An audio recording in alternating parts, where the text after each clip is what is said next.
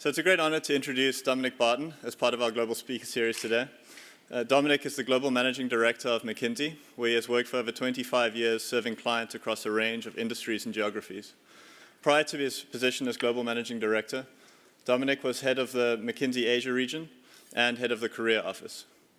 In addition to his client work, Dominic has authored numerous articles and publications on topics of global relevance to business leaders and policymakers. In addition to that, Dominic is also a trustee of the Brookings Institute, of the Rhodes Trust, and an honorary fellow at Brasenose College at Oxford University. Please join me in welcoming Dominic to the stage. Thank you. Well, thank you very much, and thanks so much for coming out this afternoon. As was mentioned, what I'm hoping to do, if it's okay, is just talk for 20 or 25 minutes until you throw things at me, and then I would be most interested in any questions on anything at all as it relates to McKinsey or anything else, any advice, criticism, whatever you like. So please, I'm looking forward to the questions as we go through it. What I wanted to do over the next 20 to 25 minutes was just give an overview of some of the big trends that we're seeing in the world. And basically, it's my belief, and I think many people who are running organizations around the world would have this view that we are living in truly historic times. And by historic times, I don't mean in the last 20 or 30 years, I mean over a 200 to 300 year time frame.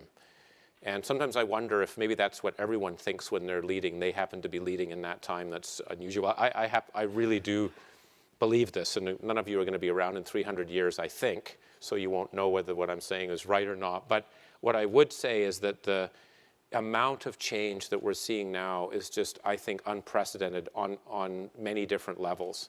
And this page here, this simple page, I'm going to spend a bit of time going through what we think some of the forces are and why I think they're historic in sort of scale and speed with which they're happening. Many of which you're in the center of here in the world. I think but also you're not in the center of many of the other ones, and I think you need to be connected to where those changes are occurring. And so after talking a bit about that, I want to talk about what the implications are for being a leader in these times, because I think the definition of what leadership is and what's been required over the last 20 years will not be as relevant as what's going to be required over the next 20 to 30 years as we go ahead. So that's just a bit of the overview. I'm going to start with one of the biggest forces that's out there. And again, I think in many ways we all know it, but I just wanted to mention it a bit. And we call it the Great Rebalancing. And then to our friends from Xinhua, where China is very much a part of that. This is the emerging markets. It's China, Indonesia, and Africa, where we're going to see 1 billion new middle-class consumers within the next 10 years. And one of the ways I try and illustrate it is just through photos. I'll show you some facts, but this is a photo I actually took in Shanghai in 1997, and it's a photo of Pudong, or as many of my New York colleagues in McKinsey call it, Poo Jersey, as you sort of look across the water.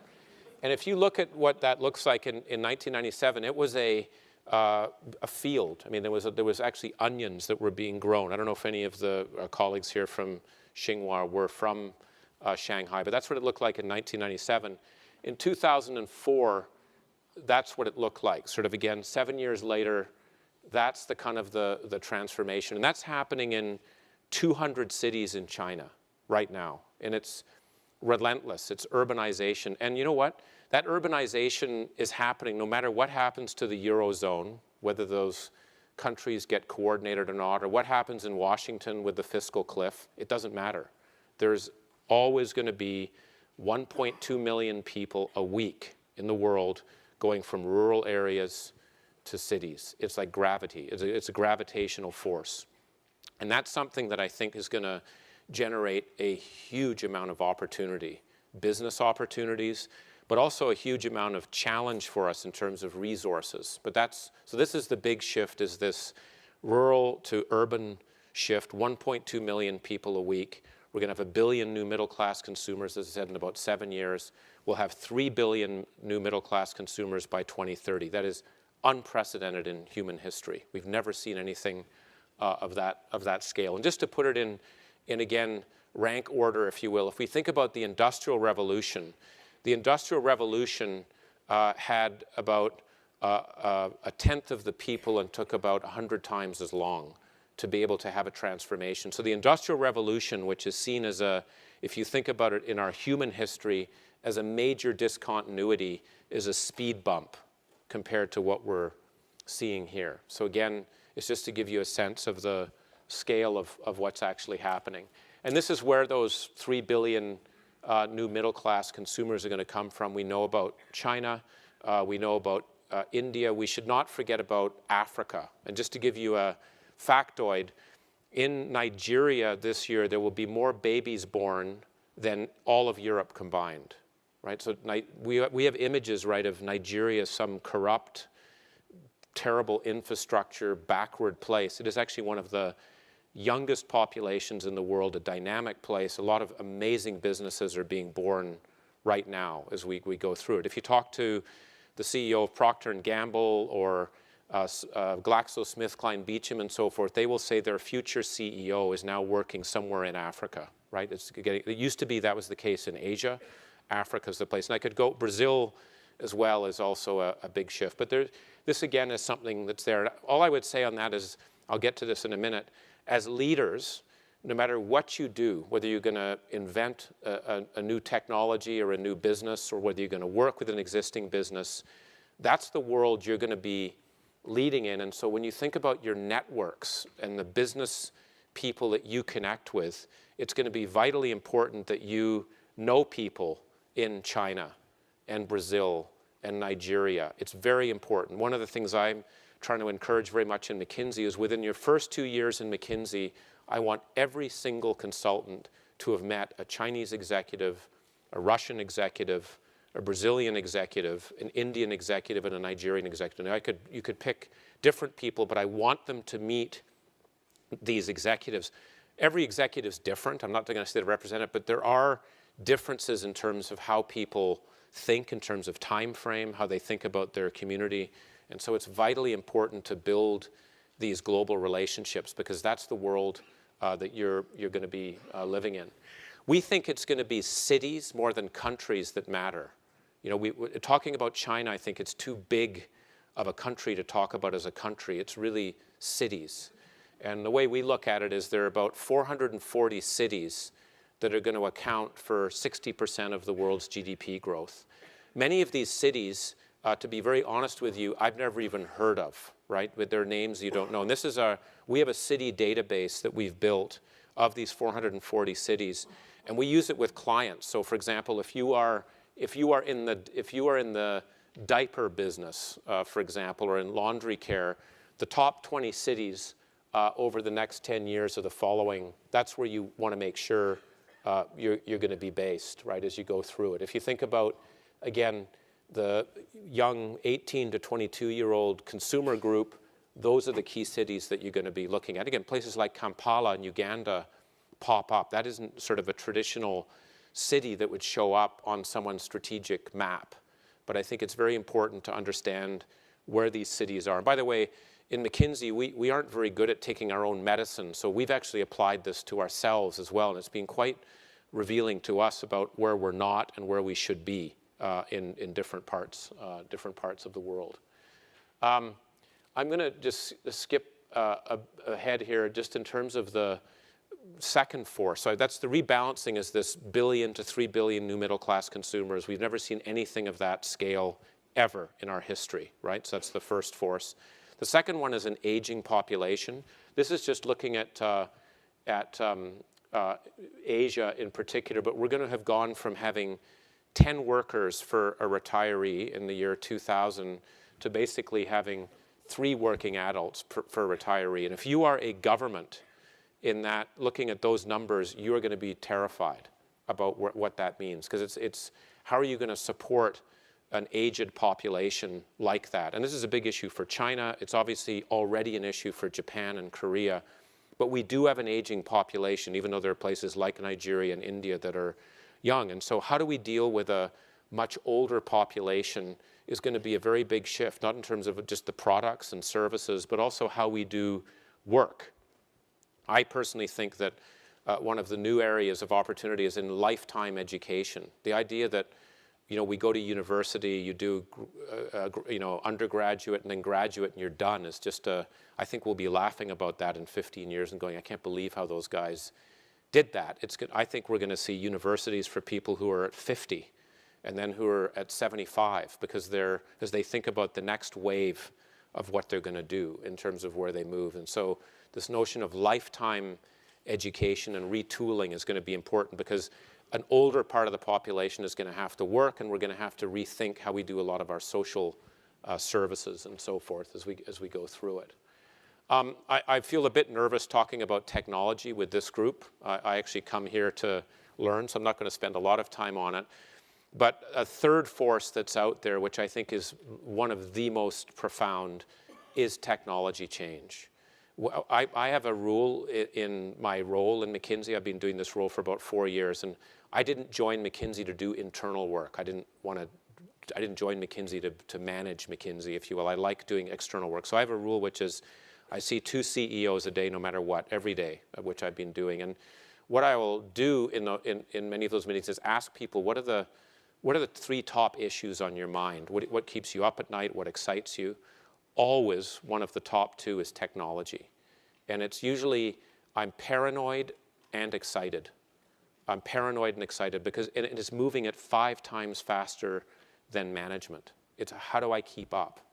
And so if you're Mike Duke at Walmart, who's built a very successful business based on a footprint, a physical footprint that's out there, and you see the dramatic shift in how consumers are buying online, and you know all that, you have to think about reinventing your business. And that's hard when you're a very, very large organization. But we see that in every single sector. There is not a single sector on the planet that is immune to the technology shift. And I would actually argue that some of the most profound changes are going to occur in healthcare, which is forgive my language on this, is a completely technology retarded industry. I've never seen anything as pathetic, except perhaps for education, which I think is also in that league, just way back. Agriculture and food, I'm going to come to this in a second, is going to be a very, very vital industry for all of us. The opportunity for technology improvement, applying technology to agriculture, I think is going to be a massive opportunity as we go ahead.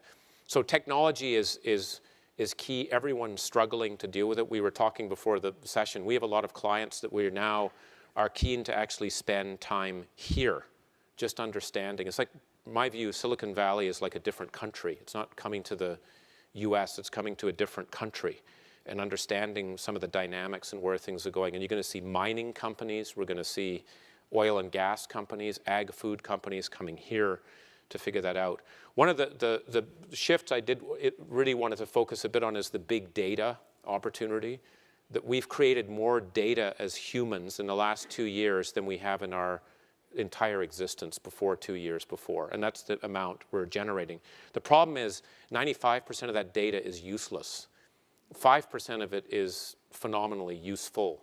And so what are the skills you have to be able to mine that data, to be able to make things work? And there are some pretty phenomenal things that are going on that front. By the way, I think that the leading edge in data is not in the Silicon Valley. I actually think the leading thinking in data right now is in Shenzhen, in China. It's not here. And the reason for that is because the largest e-commerce market in the world is China right now. And if you look at what Taobao and others are doing with the data and what they're moving, there's a lot that's happening. But I think it's going to be vital for all businesses to learn how to leverage big data. What are the skills that are required? How can we apply it? And so forth.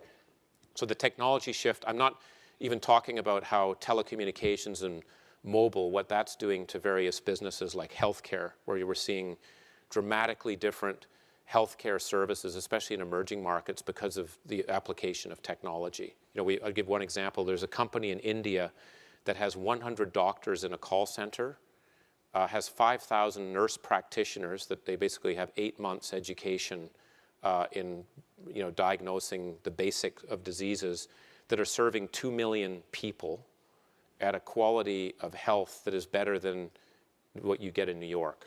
Right now, that's a different model. I don't think that would be approved in the United States, to have a bunch of call center doctors and 8-month nurse practitioners. But in many of these countries, we're seeing changes that way in some of the shifts. There's a lot of innovation on that side. Am I going at an okay pace? Guys, seriously, if I tell me to go faster, you just tell me. I'm going to skip ahead a bit on the data side. I'd just say that, again, the opportunity for every single sector out there is huge. And again, even I say at McKinsey, we need to take our own medicine on that. We're not. We're actually shifting some of our hiring, if you will. We've hired about 500 data analysts in the last year just to be able to try and keep up with it. The fourth force I wanted to talk about, so I've talked about the rebalancing, I've talked about the big data issue, the aging population in the world. The fourth one is really around resources. And what this chart basically just tries to show is that over the last 100 years, commodity prices, so this is oil and gas, basic minerals and so forth, have been in a 70-year decline. They've been dropping as we've been applying technology, have been much better at finding the places where we can look for these resources. Over the last 10 years, they've gone up about 150%, right? Now, there are bubbles in that. Sometimes it spikes higher, sometimes it's lower. But the long-term trend is up, rising commodity prices. And it's very simple. It's because of the billion new middle-class consumers and then the 3 billion wanting to buy cell phones and refrigerators and cars and so forth. That takes the resources. And that's going to be a very big issue that we're all going to have to be able to deal with over time.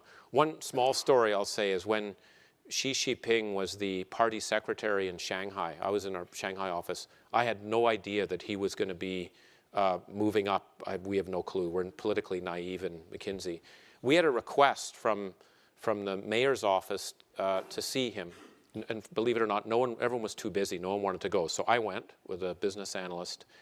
And the question we were asked was, can you give us your top 100 articles on sustainability? It was like 100 articles on sustainability. I said, I can't even think of 20. I mean, 100. He said, I want 100. And so we wrote a list. I couldn't get to 100. We ended up at like 63 or 67 and sent it to him. And about 2 weeks later, we got a note back saying, if anyone ever asks you for this again, this is what I'd recommend you send. Don't send the 63 or 67. Send 17, and this is my rank order. So obviously he read them all, which I hadn't, none of us had. So you got a sense of, here's this guy reading this stuff. And then about a month and a half later, he went up to Beijing. And I think it's quite interesting that the leader of China is that interested and focused on sustainability. And I don't think that's a gimmick. I think you are either interested in it or you're not. You're not going to read that stuff. And I think the reason you have to be interested, because if you want those people that are moving from the rural areas to the urban areas to have the same quality of life as to what we all aspire to, and not melt the planet or have what's happened in Beijing in the last couple of weeks happen, where it's, the pollution levels are 75 times higher than what a basic safety level is. We have to deal with that. So there's a sustainability issue, and there's actually then just an absolute amount of food requirement. I'm from Canada originally, and what we've noticed is there's a lot of interest from countries around the world in buying land in Canada, agricultural land, right, for security reasons. How am I going to get secured supply for soybeans? How am I going to get secured supply for grains? You see this in the Ukraine. You see Ethiopia is going to be one of the largest bread baskets in the world. It's got the most, I'd argue, viable arable lands, 80 million hectares, water and so forth. And you see, again, many countries around the world looking at how to secure resources as we go through it. So again, the challenges are significant on that front. The one I just want to point to is water. We did some analysis to look at the water demand and supply, looking at every single water basin on the planet. We did this with the IFC, with Standard Chartered Bank, with Syngenta, with Coca-Cola. And it was basically just a model to look at where the water is, what we think reasonably would be the demand and supply. And the worrying thing is if you go out to 2030 and we use water the way we're using it today, we will have a 40% excess demand versus supply of water. And the problem with water, right, is it doesn't follow political boundaries. Water doesn't really care who's the government. It just kind of flows where it wants to. And if you're in places in Asia, and if you're, for example, Vietnam, and the Mekong source comes from China, and China wants to do some damming of the river, or if you're in Iraq, and Turkey decides they want to dam some of the rivers there, this gets into political tensions. And that's why I think the Himalayas are a very strategic spot in the world. That's the source of 7 of the largest river systems in the world. I don't think it's so much about Tibet and other things. Those are issues there. I think it's actually about water. And I think this is going to be a very vital resource for all of us. The final one is just on government. I think that the fifth force I'd say is that government, especially Western governments, are under huge pressure to be able to deal with all this dislocation and issues. I would argue that the model of Western democracy needs a transformation. I think we all realize that. I was just in Davos in the last 4 days, and it was interesting that in whatever the topic that was discussed, the issue always came back to governance and saying, how can we possibly change how government works to be able to deal with these long-term issues and how we deal with things. And I think especially for Western democracy, we need democracy and democratic systems, but the model by which it works doesn't seem to be fit for some of the challenges that we have. And the problem is the dislocation issues are going to get worse. One of the things I worry most about is income inequality, which is rising basically in every single country on earth, except, interestingly, Colombia and Brazil. And when you have rising income inequality, you get instability and you get a crisis. And so I think us as capitalists, and McKinsey, we're sort of the running dog capitalists, if you want to call it that. If we don't think more broadly about inequality and jobs and 75 million youth unemployed, if we don't think about that, the system is going to get changed, and it won't get changed in the way we'd like it to work. And so the idea of business playing a broader role in society is an extremely important part of what we do. And I'd argue that all business leaders have to take care of the society in which they operate. I want to go off-piste on this, but if you actually look at what Adam Smith wrote in his first book, which was The Theory of Moral Sentiments, he said it's the duty of the entrepreneur to take care of the society in which they operate. You could argue that's a fairly left-wing thing to say. It's very different than what our capitalist system is really pushing right now, which is a more narrow, short-term model. And so that there's going to have to be some changes too in terms of how that works. This is again just to show some of the changes over time. In McKinsey, what we did was forecast demand and supply for jobs looking out to 2020. And what you see is there's going to be a big excess demand versus supply for skilled jobs, and there's going to be an excess supply of unskilled workers. And that gap causes tremendous tension. And if you're in China, that can cause more severe issues. And that's why if you look at the 12th five-year plan, as you guys well know, the very first objective is create 43 million jobs. It's not GDP growth. It's create 43 million jobs a year, because if we don't, you get challenges. The infrastructure requirements are going to be huge. Volatility, when you have these 5 forces going up, the volatility in the world is going to be higher. The thing that's also we should realize, the number of natural disasters that we've had and natural challenges that the world's faced has actually increased at a significantly higher rate. There has been a change. So the world has got more volatile because I think you have these 5 forces coming together, and then we have the natural world has become more volatile. So dealing with as you probably heard that boring phrase, VUCA, volatile, uncertain, complex, ambiguous. That's the new normal for everyone as they look ahead. And this is the last page. I'm going to say, no, I'll shut up here. I hope I've given you a bit of a sense of the world. This is a time of tremendous change. You have these big 5 forces, that each one of which I think is significant enough to make this a time of historic change. You put all 5 together, and the volatility, you've got a lot of shifts that are going on. It's my view, and I say this, is I'm actually jealous of you. I'm very jealous of you because you guys are going to lead in this incredible time. I think I'm an optimist. I think there'll be massive opportunities. Just again, in the consumer goods area, given that billion new middle class consumers, there's a need for 76 Procter & Gamble's to be created over the next 7 years, just to even satisfy it. So and that's a small smidgen of what the business opportunities are massive, and all over the world and in every sector. But the final page, the thing I wanted to talk about is leadership requirements are going to be different to be able to deal in that world.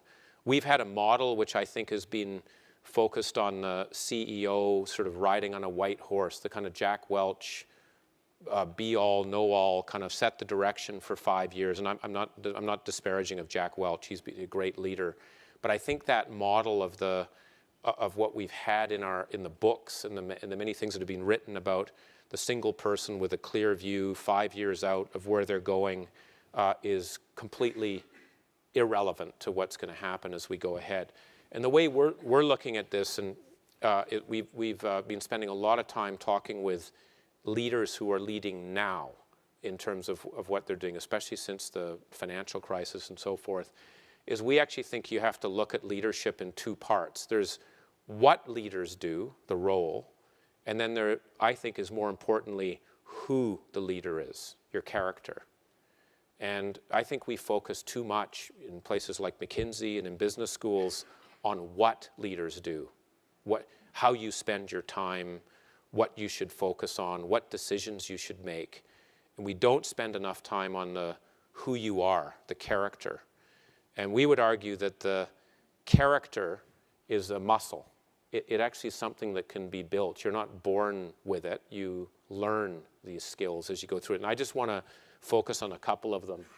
On maybe the what you do and what might be different, I'll pick on two. One is the telescope and microscope.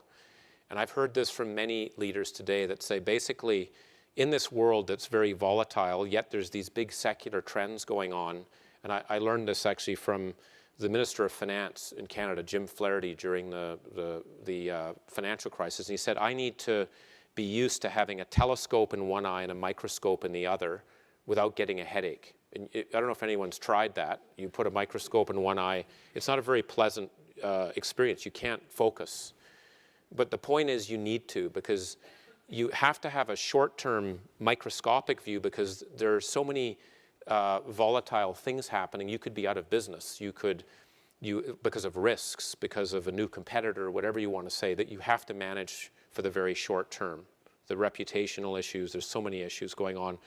But at the same time, you have to think long-term about where you want to be. And so if I translate that just to McKinsey, what we're finding in the work we do, we are doing a lot more literally 30-day scenario plans for companies. Like what are we going to be able to do to make sure we're agile as a company? Because if you're a big institution like a Walmart or a Procter & Gamble or a GlaxoSmithKline Beecham, you have to be able to run like hell as an elephant. You can't sort of trundle around. How do you move very quickly? Because you literally can be out of business in a 6-month period if you're not careful. And I could register the stories that you know well. Look at Best Buy, which I think is doing well now, but look at the challenge. And they were the darling of the industry only 2 years ago. You look at what's happening with Nokia, Apple, Samsung, and so forth, and the paranoia that's in there about how quickly. So the short term is important, but we're also doing not those 30-day views. We're also doing 2020 views, which is that may be the case, but where do we want to be in 2020? What should our footprint look like? What should our talent look like? If you believe that billion new middle-class consumers and 3 billion, how many of those people should be on my board? How many Chinese, Nigerians, Brazilians do I have on my board as a multinational company? What percent of my top 100 comes from that area? What proportion of my investments are being done in that area? So you need the short term and the long term at the same time. The other one I'd say is tri-sector athlete. I think, again, if I could do my career over in McKinsey, I wished I'd had more experience working in the public sector and the social sector. If you want to be a private sector, hardcore, capitalist business, shareholder value driven person, that's all you want to do, you will not be successful, in my view, unless you've had experience with the public sector and the social sector. And if you want to be a very successful public sector leader, I think you have to have experience in the private sector and the social sector, and the same goes for the social sector. If you want to be a great social sector leader, you need that. And that's this tri-sector athlete notion which Joe Nye has come up with before. And that's something that we've actually, 3 McKinsey people have left the firm to set up a tri-sector athlete forum that they're running out of Washington. And the notion here is just to get experiences working in these different places, because you have to understand the mindset of the challenges that are going on. Again, I could go on and on that, but I think thinking about those experiences. So in McKinsey, for example, our public sector practice and social sector practice are absolutely critical, in my view, for our leadership development, right? For people to have that experience. And we're very encouraging of people leaving to go do that for a couple of years and then come back. If, we'd like them to come back. Sometimes they may stay and go do, but we need much more circulation, if you will, that's going on. So those are just 2 comments I'd make on it. Is what is it that people do and the capabilities they have. And the other part I would just say is on the personal attributes. This is the character, and the strong sense of purpose, the calm in the eye of the hurricane. Just maybe 2 stories on that. On sense of purpose, one thing we've discovered is a lot of CEOs saying, we notice there's more right versus right decisions, right? These are the decisions where both decisions are good outcomes. The problem is one negatively affects the other. So it's easy to make a decision when you go, I can make more money by doing this versus that. What happens if there are situations which they're about your culture or your values? And so I'll give you an example. Howard Schultz, when he was thinking about what he was doing at Starbucks, and he had the view, we need to have the next generation of leadership. It's very important we go down a generation, get young people to be able to drive the place and move it forward. I feel very strongly about how that moves. And what happens when his current young CEO is not performing very well and he reinserts himself? That's a right versus right, because he's breaking a cultural norm he wanted to set, but for the business he thinks it's critical. And it's probably not a very good example, but I'm just trying to, there are more moral examples. I'll give you another example. Fonterra, which is one of the largest dairy producers in the world. What if your researchers come to you and say, our cows can produce more milk if we abort fetuses on a regular basis? Okay, and you could say, well, they're animals. I mean, so what? We just sort of move that. That's a good way. It's a way to get more milk production. That's a good thing to do. There is actually a little bit of that's not a decision that you just jump into. And if you talk to the CEO of Fonterra, he'll say, I get one of those a week, right? They're not just decisions where you move, they're right versus right decisions, more moral decisions that one has to think about in what you're doing. And so it's very important to think in your organization about what you stand for and how you base yourself and where you're moving, or you could find yourself moving off course. The last one I'd just say, calm in the eye of the hurricane. Because of all these volatility, this is the last story I'll end up with, is when I meet many CEOs, and there's one fellow running a very large global insurance company. I remember meeting him, and I said, I always ask them, what do you wish you'd learned at the beginning of your career that you know now, after sort of 10 years being a CEO? What is it that you wish you learned? What this guy said is, I wished I'd learned about compartmentalization. I said, what does that mean? And he said, well, if I'd met you in my first few days as being CEO, I would have kicked you out of my office within 5 minutes. And I said, why did I offend? Is it something about me? And he goes, no, because in my first few days on the job, my general counsel had come in literally when I was meeting, it was actually someone from Goldman Sachs, and they said, we've been sued for $6.5 billion, and we're probably going to lose it, the lawsuit. And he said that I couldn't concentrate anymore after that. All I said was, my God, how are we going to deal with this? And so I became obsessed. He goes, when I'm talking to you right now, I have 6 of those types of things that are like plates spinning behind my head. They're big issues, but I'm focused on you. I'm not distracted by those 6 things. And that takes some agility in your brain to be able to stay focused and then handle some weird things that are going on. That's kind of the way it is. And I asked him, how do you learn that? I said, how could you learn to be compartmentalized and resilient? And he said, I don't know. And he said, but I'll tell you something where I have learned about it is at West Point. I said, really, the military? And he goes, yeah. He goes, what they do with the plebe class, or at least it was one session that he went to, is they would say, we're going to give you an engineering problem, which is how to build a bridge that's been destroyed. You've got 30 minutes. It's more a mathematics problem. But at the same time you do that, you're going to be crawling under barbed wire with what the cadets think is live machine gun fire, so you don't want to kind of raise your head. So while you're solving the math problem, you've got to crawl under the barbed wire. And I was thinking I'd probably put that into a McKinsey training program so we get people going. But these notions of, again, of character, it's sort of what's your purpose. And again, I would urge, we were talking this before, read Clayton Christensen's stuff, not about innovation, but about how one measures one's life. It's very worthwhile, his HBR article or the actual book that he's just written, just on, if you want to learn more about that, just on purpose. But there's a lot around character, resilience. And the last thing I'll say, and I promise I'll shut up, is one thing we've learned in McKinsey, when we look at people in McKinsey who have more successful careers, and that's, by the way, outside McKinsey, not just inside McKinsey, versus their cohorts, what we found is the more successful group has had more bad luck than the less successful group. And that seems a bit counterintuitive, right? How could that be the case? The more successful people have had more bad luck than less successful. And the reason is, as you know, they've taken more swings at the bat. They've taken more risk, and they've failed. They've actually failed more, but they get up off their ass and they keep moving. They don't stop. They keep moving.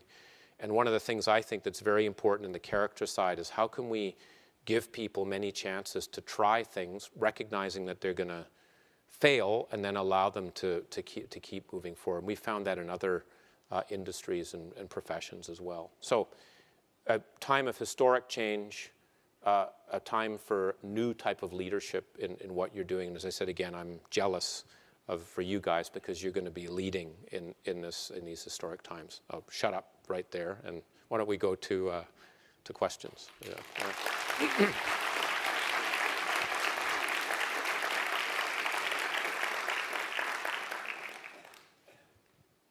There's one here, I think.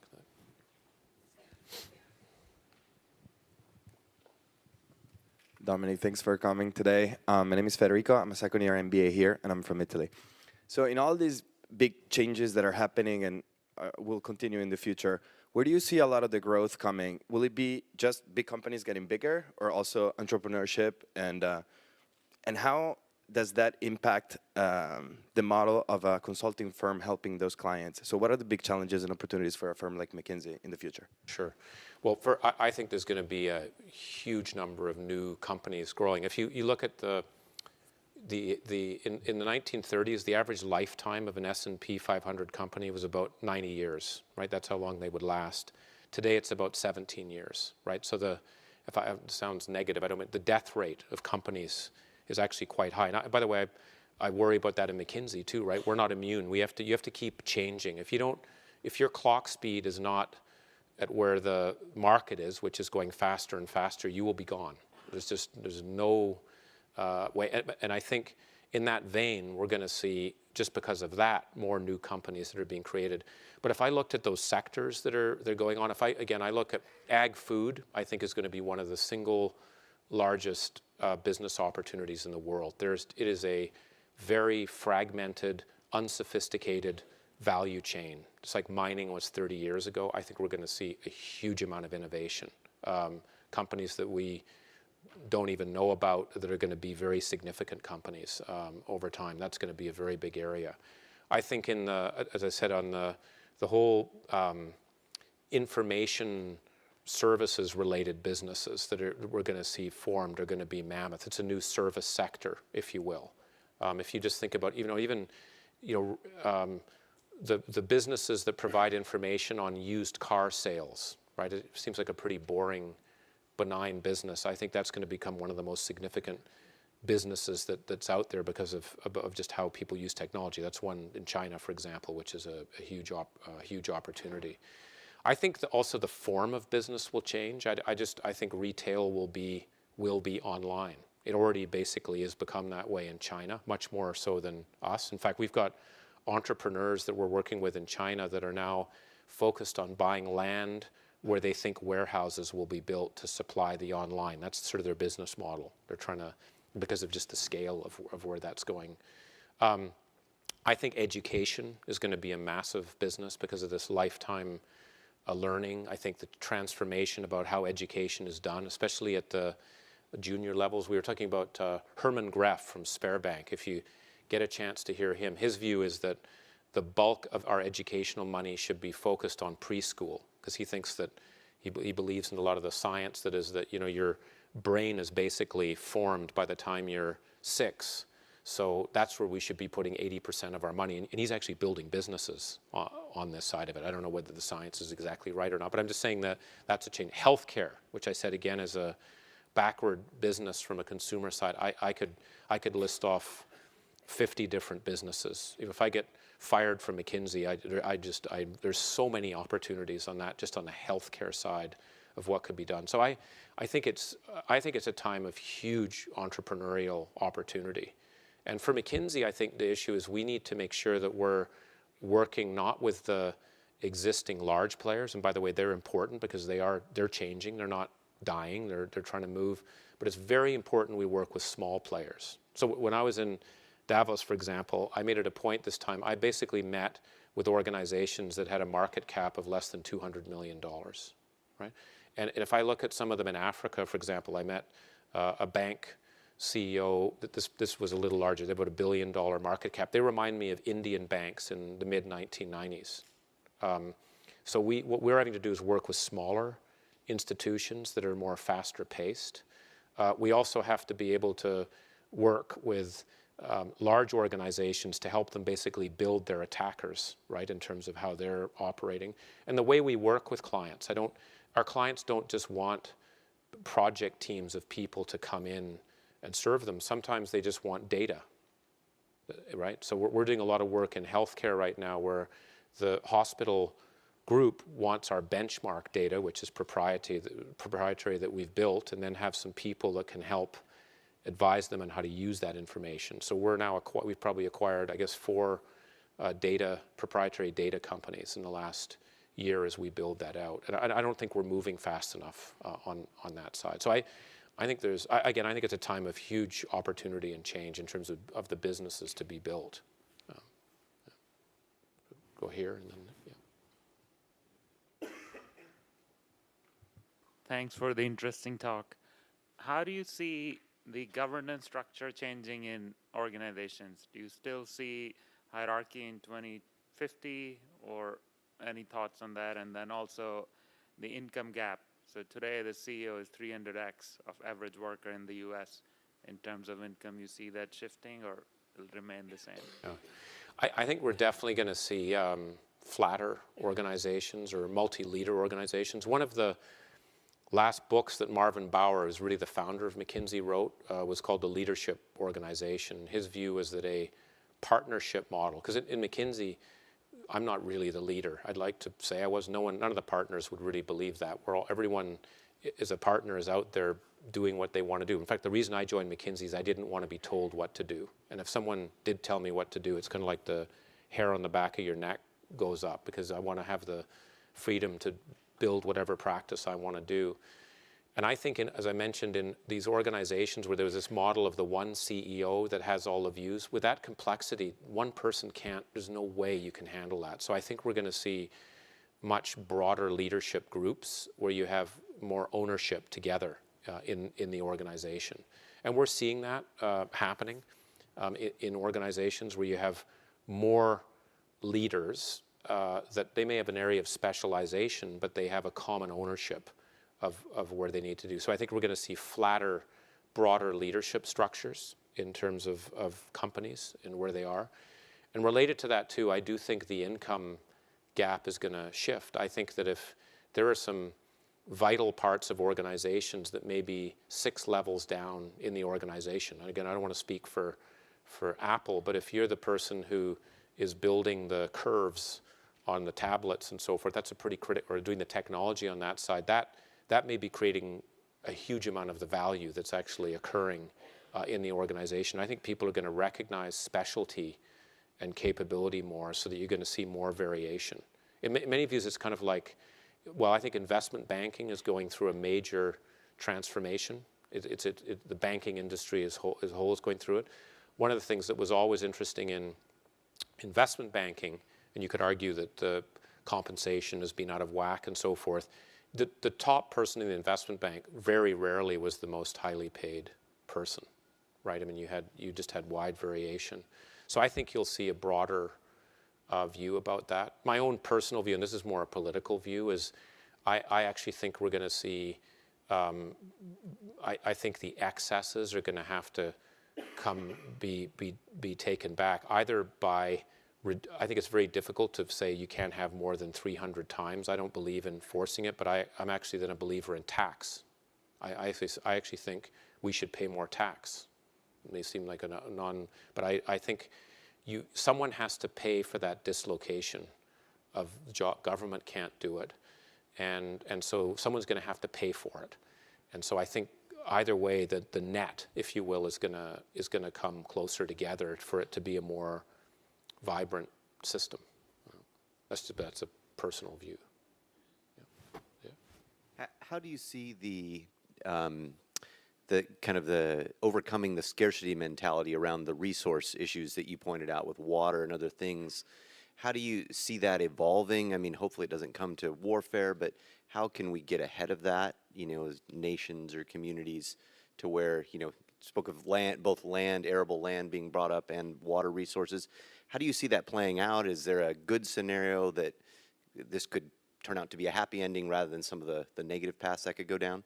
Yeah, I'm hopeful and hoping that we're going to actually add another dimension to our metrics, which is natural capital. We don't actually measure that, if you will. I mean, it's an externality. So this is and what I mean by that is the carbon that we're putting into the air, or how efficiently we're using water, or how much water we have. I think there's a notion of natural capital that isn't there. And what I think is very interesting, in Davos, I was in a working session with some people from Standard & Poor and the United Nations, a guy named Achim Steiner, who's doing a lot of work on natural capital, and how can we put that into bond ratings, right? So we look at a country, let's say like Canada, where I'm from, and we would actually look at the supply and demand of water or resources that are critical, and that actually gets factored into the bond rating, if you will. I'm not giving the details enough, and it's not worked out, but there's a sense of pricing that into things, right, on the natural capital side. And I think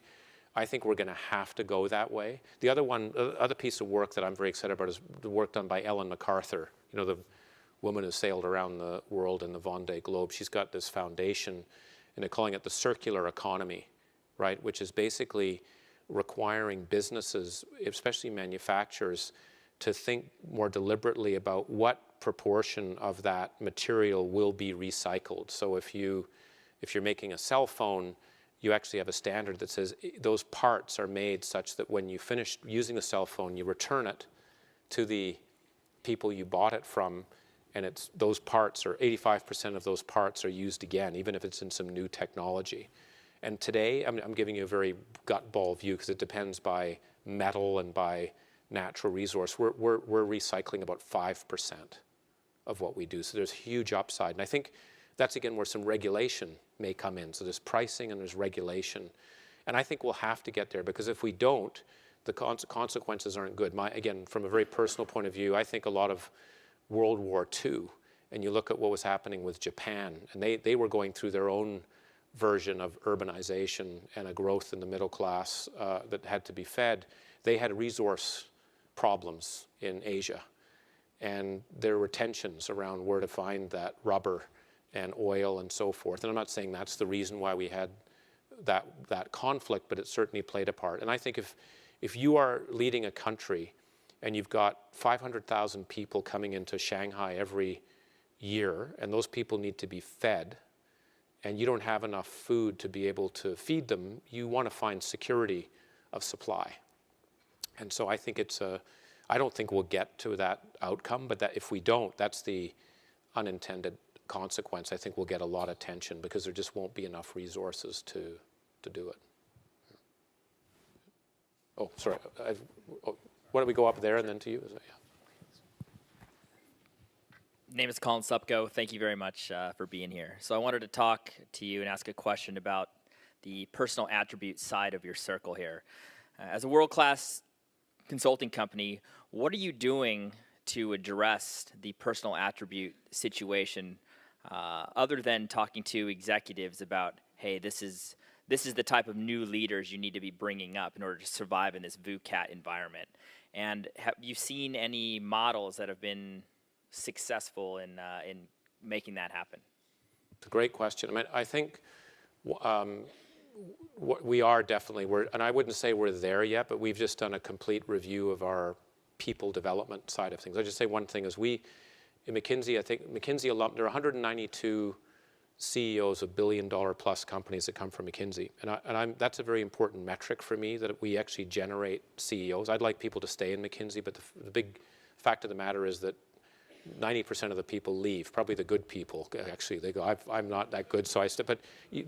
And they go on and they build. And so I'm very keen. What is it that we're going to do to ensure we're producing more CEOs than other leaders, if you will, as we go through it?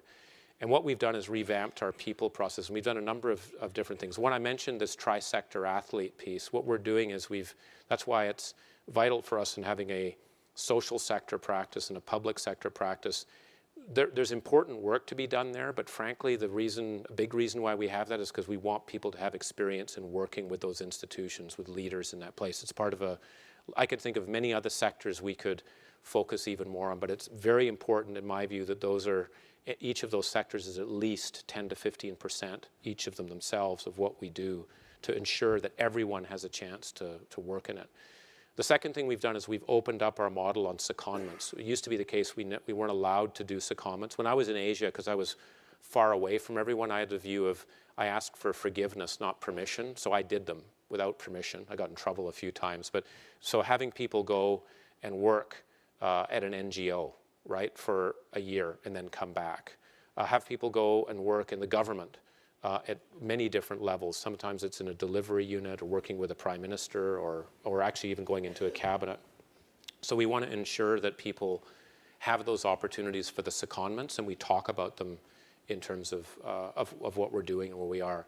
And the third thing is what we're calling take time, which is more the personal side. And it's something I wished I'd had when I joined, which is that besides your vacation period, we let anyone up to a partner level can spend 4 weeks or 8 weeks beyond that and do whatever they want outside of McKinsey, except start a new business. We're not that keen on. I mean, we like people doing, but we're not an incubator. So but what we do is, and some people, by the way, just want to spend time with their family, or they want to do music, or they want to climb Mount Everest. I mean, there's people who've done, but others are actually, I couldn't believe it. We've got a group of 9 associates that have got together from around the world that are actually helping. They're basically running a telecom company in Afghanistan, and they're doing it on 4-week and 8-week efforts as they go through. It's their own thing. They decided they want to do it. The only thing I worry about is risk management, that they don't get kidnapped or whatever, and how we deal with that. But they've just decided they want to do that, and so giving people more freedom, if you will, in terms of what they do. Because the thing I worry about in McKinsey and other places, we work hard. People work very hard. And there's a danger that all you do is work, and then you become a boring idiot. If all you do is work, and you don't have hobbies, or you're not going to be a very effective leader. And so that's another, I'm just saying, element that we've put in. The other thing that we're doing is we have an effort going on with 4 of our clients where we're exploring what we think new leadership is, and we took a combined group of people to Normandy. This may seem like a strange thing to do, and say, what would you have done if you were going on to Normandy Beach, and that you don't have there isn't actually a battle plan for some, and how did those guys think about what they're actually going to do? We took the group to the Fukushima, if you think about the earthquake that's gone on there, or to Acha, and said, you guys are now leading the response to actually what's happened. What would you actually do? And then we've created scenarios where there's disasters that we made up. What if there was a terrorist attack on the Visa data center? And if you think about what the credit card information and what that actually that would create a disaster from an economic point of view and growth. So what is it? You guys have 2 days to be able to figure it out, and then we have them actually make a presentation to the head of that organization, to the National Security Council, just some different people. So we're learning, if you will, and what are some of the skills that would make you better at that in how you do it? And so this is, I'd say that's the exploration side, and then the commitment is we got to then rewire what it is we do. What are we training people to do? How many different experiences do we give people? I'm in the mode now of I'm in the mode of we should be dropping people in more pools even if we don't think they can swim, right? So I'll get one specific example. I met with the president of Azerbaijan, who's a very interesting guy, wants to turn this country into a whole sort of things. Our normal process of opening up an office there, we'd take a senior person from McKinsey, we'd have them be flying in and talking to people and so forth. What we're going to do is take a 3-year McKinsey person who's there and said, you know what, you're moving to Baku. Sorry, you're going to be your home for the next couple of years. And your job is to build a practice, build a network. You can bring the people in you want to do. You do it. You're going for 2 years. Go for it, right? And we're doing this actually in Ghana. I mean, and again, I'm not trying to show, well, for the emerging countries, we don't care. So it's more about these are the greatest growth opportunities to be able to do it. And so I think we got to, if you will, if I could call it, fling people into the pool more and then discover if they can swim. We'll obviously try and help them if they can't, but that's the, Probably one more question. I think it was, right here. So we talked about China quite a bit, and also resource conflict. When you look at the current conflict with Japan and the East China Sea, maybe not purely rationally explained by resource conflict. How do you see that through the lens of all the time that you spent there? Well, I look here and I should defer to my colleagues, but that's a conflict that I actually really worry about on the geopolitical side. I mean, there's lots of things you could worry about. Iran, we could worry about, North Africa and what's going on. I actually do worry about that conflict, and I think it is, to your point, it's more than just the natural resources that are around those islands. And I think what we can't forget is some of the history. And this is probably going to be very politically correct. And I've got my colleagues here can throw something at me or say it's wrong. And I'll just give you one story. I've had which is I think the emotional side that's there.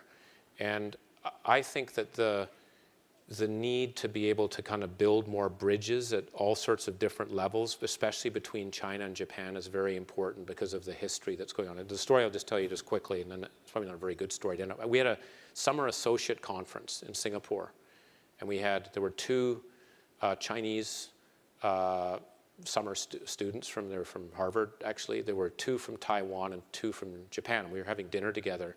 And I looked at the Chinese friends and I said, what would you do if Taiwan seceded, said we're not going to be part of China? What was probably politically incorrect, but what the hell we'd say. So what would you do if Taiwan seceded? And this one Chinese woman was working with friends and said, we'd go to war. I mean, they're part of the motherland. And I said, come on, you wouldn't go. She goes, absolutely. They are part of China. And she goes, I like these 2 guys. They're my friends from Taiwan. I like them, but that's the situation. I went, oh, okay, that's interesting.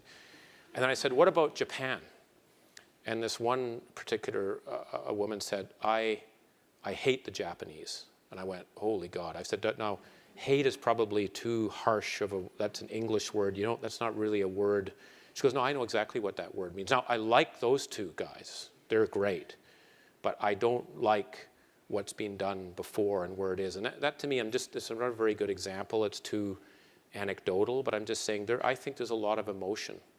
And I think it's going to be very important that there be multiple connection points between, it's at the high school level, the business level, the social level, so people can really get to know each other and we don't get the nationalism on all sides. And again, maybe you guys could give me a thumbs. I don't know whether you think I'm right on how you feel, but I think I don't think we should underestimate the emotional issues that are there and that they have to be dealt with as we go through it. And it's interesting because I lived in Korea for 6 years. I would say that there's less tension between Korea and Japan. I think there's actually quite a good relationship over time and how that's worked. I don't think it's as developed between China and Japan.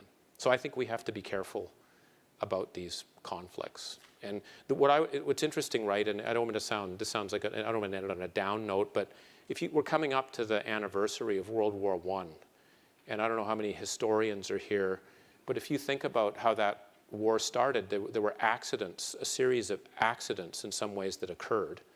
And what I worry about in the geopolitical side is what if a U.S. naval boat runs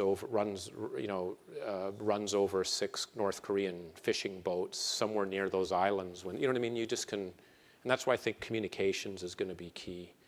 And that's why I think it's wonderful when we have at the university level and high school level much more interaction, so there's a deep social linkage, so people can say, I understand, that isn't how those people are.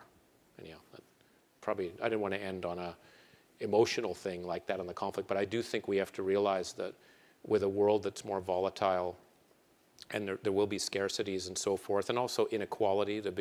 There are very, very rich people and there are very, very poor people. And the very, very poor people with technology now know how the very, very rich people live, and some of them aren't exactly happy to see how that works. And so I think as business leaders, we need to play a broader role in working with that. That's not up to the government to fix. I think we should play a role in it. Anyhow, I'll stop at that point. Yeah. Thank you.